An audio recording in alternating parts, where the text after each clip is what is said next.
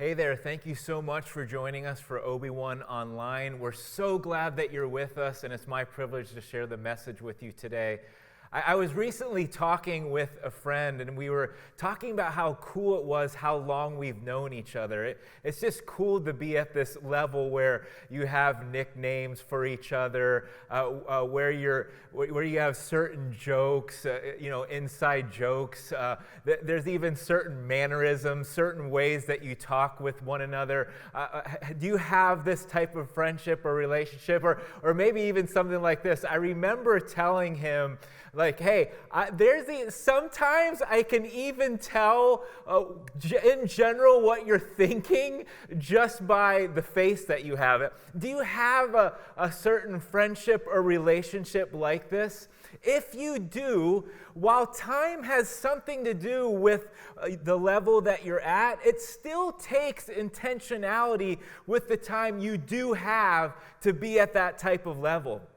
And Jesus wants us to know him well also, so he does his part by intentionally and clearly sharing who he is through several I am statements. But we have to play our part as well to get to know him. So let's do our part today by taking a look at a couple of his I am statements. So why? So that we can know him more, so that we can have a good friendship and relationship with him. And one of the reasons it's important to know him more is found in this quote. Listen in. It says, "Our faith isn't based on what we see. Our faith is based on who God is." Man, I really love that quote. I don't even know who said it, but it's just such an awesome quote. I'm going to say it again. Our faith isn't based on what we see. Our faith is based on who God is. Maybe, just maybe, if we knew Jesus on a greater level, it would help us trust him more, because our faith is based on who he is and not what we see. If you don't trust him yet, that you'll take a step and start. If you've trusted him for years, that you'll take another step and trust him even more. You know, pastors all the time rightly encourage people to trust Jesus. That's a good thing. But why should we trust Jesus? Why should we trust him? It's good to know why we're trusting in something or someone. So with our remaining time, I want to talk about 5 reasons you can trust Jesus based off of 2 of his I am statements. So let's go to the Bible to discover who Jesus is. Yeah, Jesus was connecting with some people about himself. Let's take a look at a part of that conversation. In John 10, it says, "So Jesus said again, 'What I'm about to tell you is true.'" Now, how many of you know when Jesus says, hey, what I'm about to tell you is true, you can take it to the bank? And he goes on to say this. He says, he's comparing himself to a gate. "I am like a gate for the sheep. All who have come before me are thieves and robbers, but the sheep have not listened to them. He repeats it, I'm like a gate. Anyone who enters through me," this is so cool, "will be saved. They will come in and go out, and they will have plenty of food." So the first why we can trust Jesus is that he connects me to God. Jesus describes himself at a gate. Let's actually take a look at a few different types of gates. Why don't we do that together? Here's a really neat gate, and if this gate were to open, it's going into a house. Let's take a look at the next gate. Yeah, this gate is open. We don't know. It seems by the address that it is a house, but who knows for sure? But that gate is... Oh, how about this gate? For those of you medieval people out there, I'd hate to be the person that didn't make it all the way through when the gate came down. How about this gate? Gotcha. Bill Gates, right? But anyway, the main purposes of a gate is to let things in and to keep things out. So Jesus is the gate that gets us in with God. He makes us right with God and makes a friendship with God possible. Let me be clear. No other gate can get to God. If someone enters another gate, it will get them somewhere, but not anywhere with God. So if you've ever wondered how to find God, it's so cool. He's spelled out the answer in black and white for you. For anyone who wants to find the way to God, he takes the guesswork out of it. He makes himself easy to find, and it's in Jesus' declaration, I am. So why can you trust Jesus? Because he's the one that connects you to God. Here's another reason that we can trust Jesus based off his I am statement that he is the gate. So why number 2, he protects me in dark seasons. You know, going through dark seasons are hard, and it can even make normal things seem scary or discouraging. And Jesus compares us to sheep. Did you know that sheep are prey animals? They're very susceptible to attack. So it's very important for them to find protection by entering through the gate so that they can be protected at night. Can I say, whether it's tragedy, crippling doubt, or paralyzing worry, we all have seasons that are dark and gloomy. And it's so important to run to Jesus during these times so that he can protect your soul and mind during dark seasons. I want to say this, though. It's very important. Even though sheep enter through the gate, they still have to face the nighttime. They're just protected while they're going through it. How does that apply? Jesus doesn't promise that you'll never have night seasons, but he can protect you in your dark.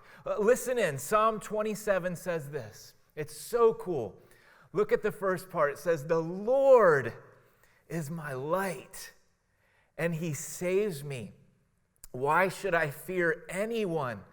The Lord is my place of safety." Are you hearing this? Why should I be afraid? You see, Jesus can be our light in our darkness, in our dark seasons, in our night seasons. And while he can be our light in many ways, one of the ways he can bring light to our dark is through perspective. Now, if you've known me for any length of time, you know that me and my wife love going on hikes. And one of our favorite types of hikes is ocean hikes. But there was one time where we went up to Julian and we found this really, really cool new hike up there. Now, you couldn't see the ocean, but it was still really neat to be able to go on this hike. And this is at the top. You don't see this right from the beginning. You're having to trudge up. You keep going. You're not seeing, you're still seeing beautiful things, but you're not seeing this type of view. And then you get to the top, and it's just so, do you see the view from the top? It's just so awesome. It's so neat. It's breathtaking. It's amazing. Literally, you look in one direction, and while you can't see the ocean, you know the ocean is that way. You look in the opposite direction, and you know, while you can't see it, obviously, you know that Arizona's that way. It was so cool to be at the top of this view. And I want you to think about God's perspective as the mountain view. Things look differently from this view. His perspective is different because God does have a bigger and longer view than we do. God has a different perspective about your current situation, the struggle you're going through, and even your future. So whether he shares his perspective through his book or through his nature, just like you saw that view, or through others, when we allow God to speak to our souls when we're in the dark, he can bring us light through giving his hope and encouragement to us. You know, we all go through dark seasons, and I wanted to mention that we're starting a new message series after Easter called Hope in the Dark, and we're really excited about it. You'll definitely want to be a part, and I want to encourage you to bring a friend with you. Think about this question: who's the one that's going to find hope in their dark because you decided to bring them with you to Obi-Wan for this message series? So, but back to the message. Why can we trust Jesus? Because he can protect you. He can protect us in dark seasons.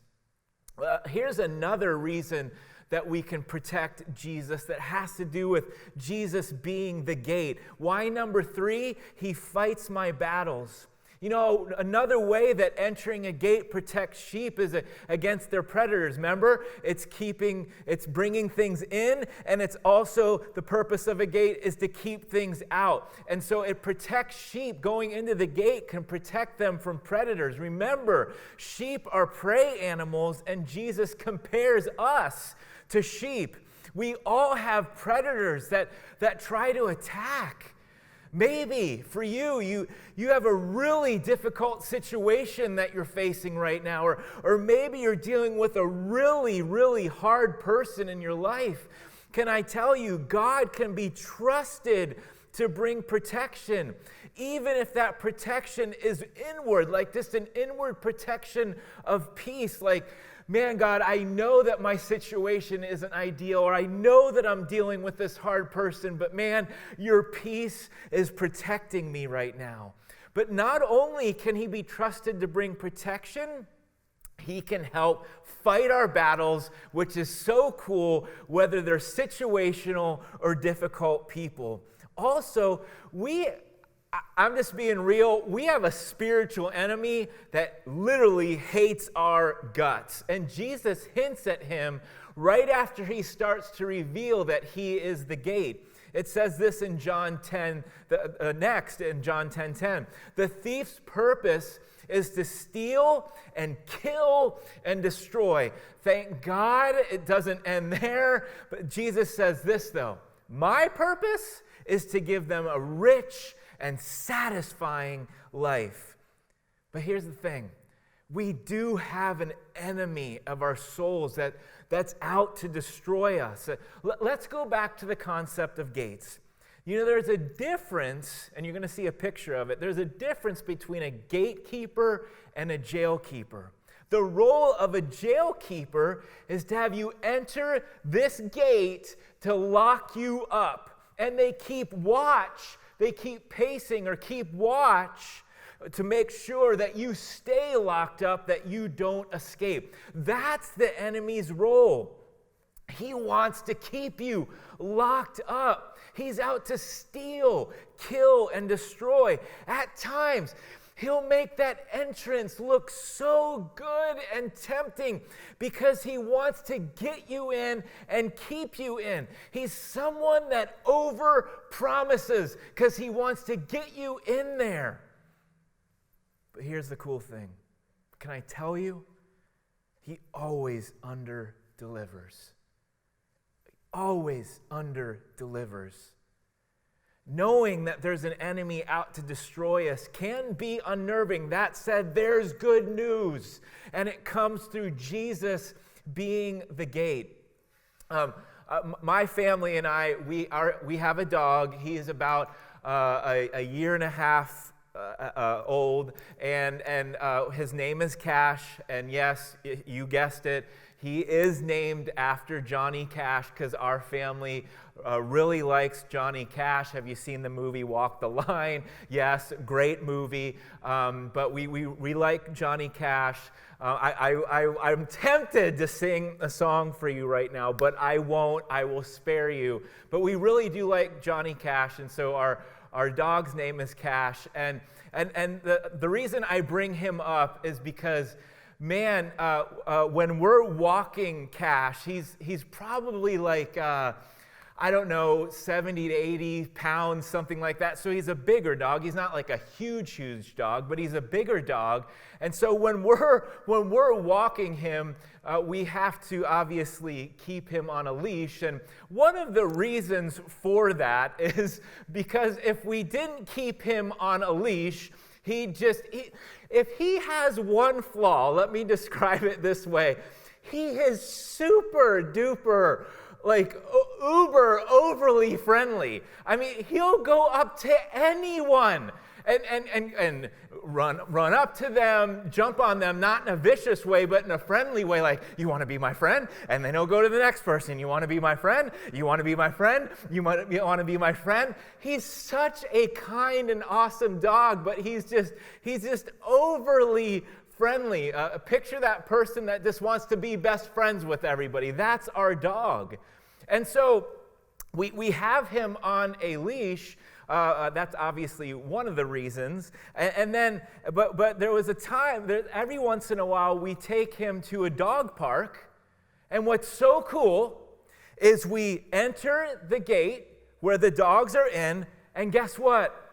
We can take off his leash and cash, because he's entered a gate and there are parameters. He is now able to run around, play with the other dogs, and we're not having to worry about him like getting hit by a car or having to worry about all these other things. He's just free to roam and play.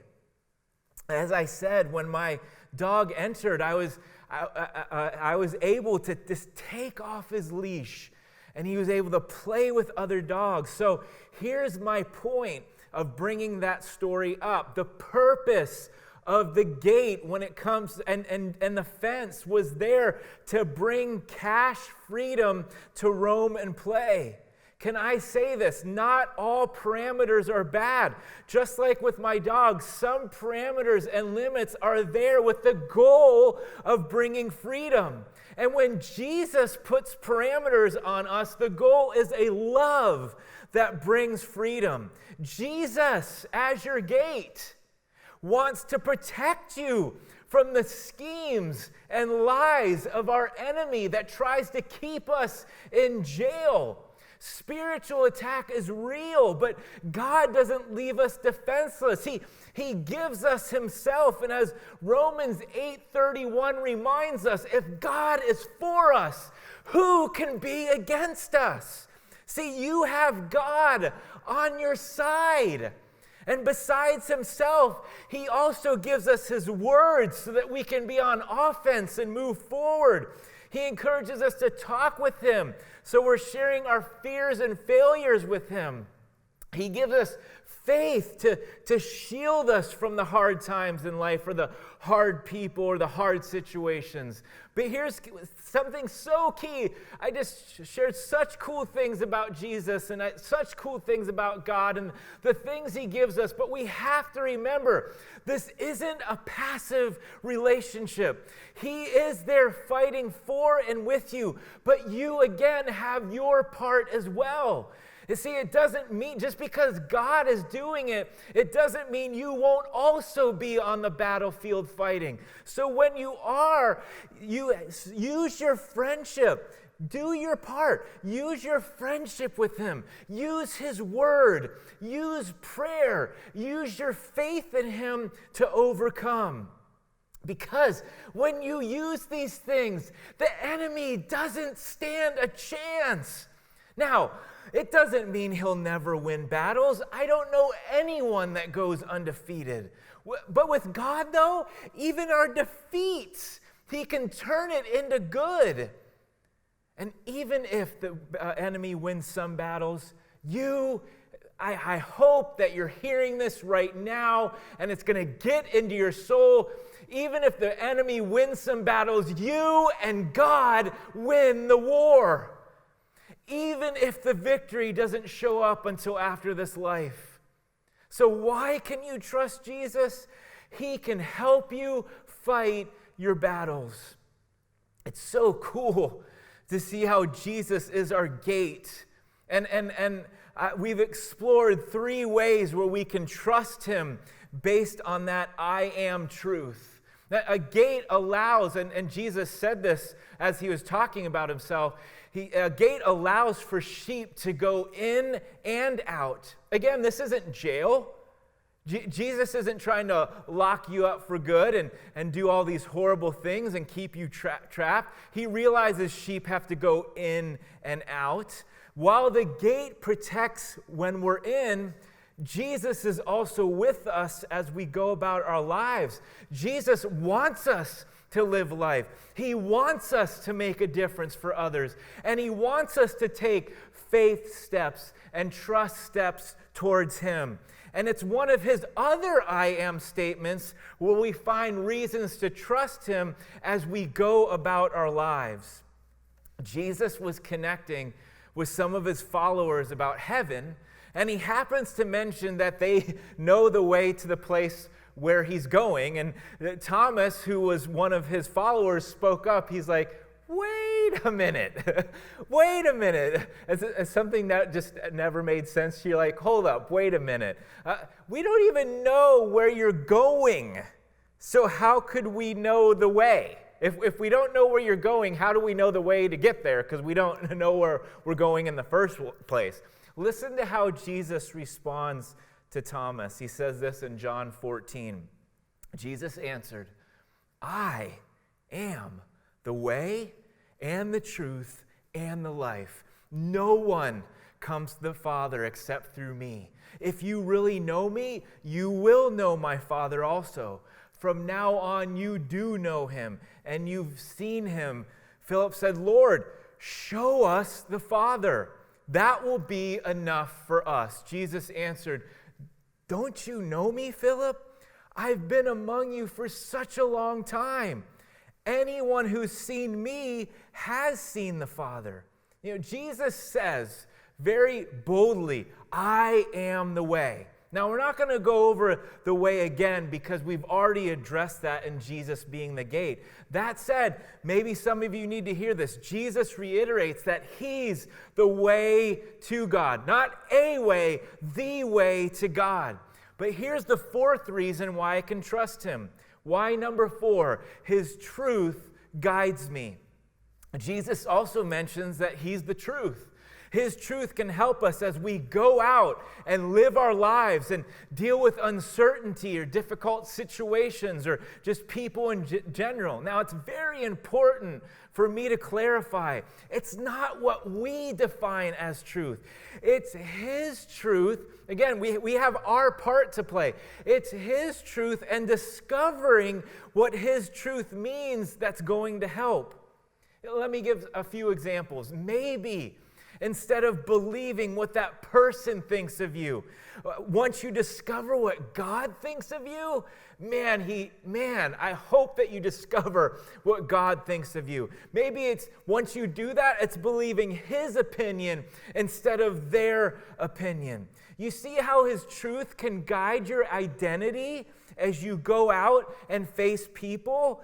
Maybe instead of being swayed by every ideology or prevalent thought process, it's discovering what God has to say about a subject and trusting his thoughts. If they match the ideology, great. If his thoughts don't match the ideology, we trust what he says. And we have to know this. God is love. So we can trust that he's going to take the right approach on every subject and thought process. Do you see how his truth can guide your thought processes as you go about life? Maybe in difficult situations that just seem impossible to get out of it. It seems like it keeps going. And the longer it keeps going, the more impossible it seems. Maybe you're trying to get out of it. You just don't know how. But it's trusting God's promises, knowing that he can get you through in his time and in his way. You see how his truth can guide your choices as you believe for his promises? I hope that you're seeing it. So why can you trust Jesus? His truth can guide you. Here's one more reason. Obviously, there's tons of reasons to trust Jesus, but here's one more reason why we can trust Jesus based off of his I am of I am the way, the truth, and the life. Why number 5? He brings life back to me. He brings life back to me. Jesus also mentions that he is life. And when we ask Jesus to be the forgiver and leader of our lives, his life joins ours. He can bring life to us, kind of like Pastor Julian talked about last week, where he's the bread of life. And when we trust Jesus to be our life, we think about bread. What happens when you chew on a piece of bread? It gets into you. And when we ask Jesus to be our bread of life, when we ask Jesus to be our forgiver and leader, his life joins ours. His spirit is inside of us, and now he can bring life to us. Not only in the next life, this life begins immediately.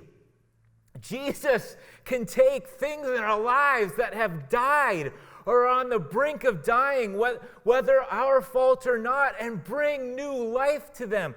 He can restore a friendship. He can rescue a faltering marriage or other relationship. He can take a dream that has died inside of you years ago, just never thinking it was going to happen, and he can help you dream again. He can give you hope again. He can give you a passion for something or someone again. He can give you new purpose that's flatlining. See, Jesus can take the things that have been scarred by doubt and give new life to them through fresh faith. Speaking of scars, this is so cool. Regions Hospital mentions on their website that scars are tougher than normal skin. Jesus, how cool is that? Jesus can use your doubt scars, the doubt that you thought would end you and make you tougher. And when I say tougher, I'm not talking about making your heart hard. I'm talking about having a tougher faith, a faith that overcomes, a faith that sustains you, a faith that won't allow you to crumble when hard times or dark times and dark seasons come. See, Jesus can take things that have been destroyed by worry and give life to them by passing on to you a peace, that life-giving peace, a peace that passes all understanding and logic, the peace that says, I should be worried, but I'm not. I don't know how, but I trust that you will. I don't know what he'll do, but I know he'll do it. I don't know when, but he will when it's best. You see, it's a peace that brings comfort amidst hard times, a peace that brings life. And can I say, we're going to continue to talk about how Jesus' life on Easter Sunday through another of his I am statements. Can I encourage you again? You'll definitely want to be a part. And again, I want to encourage you to bring a friend. Think of this question. Who's the one that's going to find life because you decided to bring them with you to OB1 on Easter Sunday? Even if it's just inviting them online because you still feel like you either need to stay home or maybe you can't make it on Easter Sunday. You have other plans. You can start inviting your friends to our online Easter service. So why can you trust Jesus? Pastors say it all the time. Trust Jesus, and rightly so. But why can you trust Jesus? Because he can bring life back to you. As we close, I want this to become personal. These aren't just some random statements that Jesus said about himself. He wanted us to know him more so that we could have a deeper friendship with him, a deeper connection with him, and so that we could trust him on deeper levels. And I want you to pick one. Maybe the one that you have the hardest time, one of the 5 whys, the one that you have the hardest time trusting Jesus for, and ask God to help you grow in that area of trust. I'll share them one more time. Maybe there's a few in here that aren't sure that Jesus, maybe you're watching right now, and there's just a few of you watching, you just aren't sure that Jesus is the one that connects you to God, ask God to reveal himself. He can do that. Maybe it's hard to trust Jesus to protect you from during your dark seasons. Ask him to help you trust him during your dark seasons. Maybe it's hard to trust him with your battles.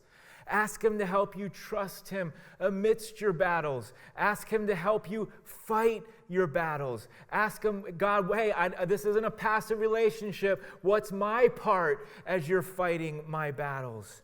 Maybe it's hard to trust Jesus' truth. Ask him to help you trust the Bible more. He can help you with that. Maybe it's hard to trust that Jesus can bring dead or dying things back to life. Ask him to help you trust that he's a life bringer and life giver.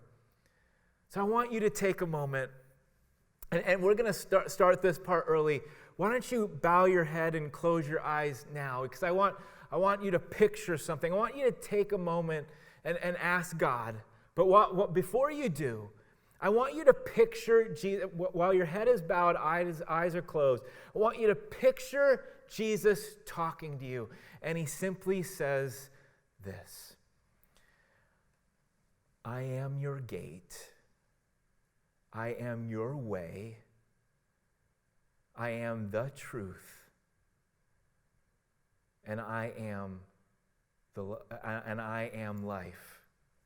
You can trust me. Now, as your head is bowed and eyes closed, as I'm going to pray too, ask God, which area do I need to trust you in more? And you're going to ask him to help you do it. So let's pray. God, thank you so much. Jesus, thank you.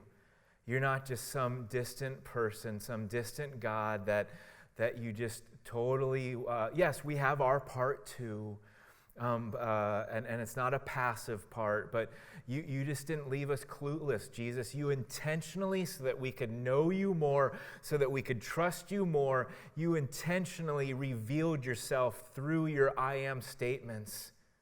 And so, Jesus, I pray for everyone that's watching right now, that you would show them which one of these that they need to pick to say, God, would you show me which one, would you help me with this one in particular?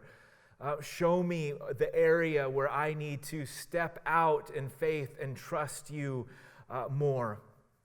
And there may be even a few of you watching that you've discovered that it was why number one. And you're realizing today that Jesus really is the one that connects you to God. There is no other gate. There is no other way. Jesus is the way, not a way. And so maybe you want to add something like this to your prayer. Jesus, thank you that you are the way. Thank you that you are the gate that helps me enter in to a friendship with God. Forgive me of the things that I've done. Be my leader as I go about this life.